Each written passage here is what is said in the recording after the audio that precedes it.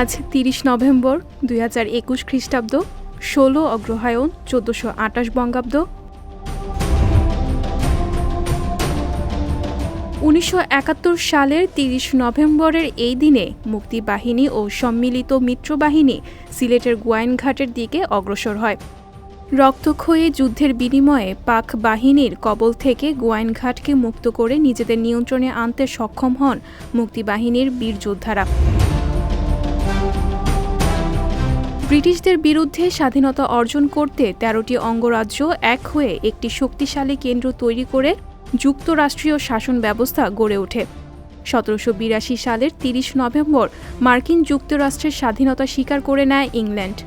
এই দিনে উত্তর কানাডা, দক্ষিণে ফ্লোরিডা ও পশ্চিমে মিসিসিপি নদী দ্বারা চিহ্নিত অঞ্চলে যুক্তরাষ্ট্রের সার্বভৌমত্ব স্বীকার করে নেওয়া হয়।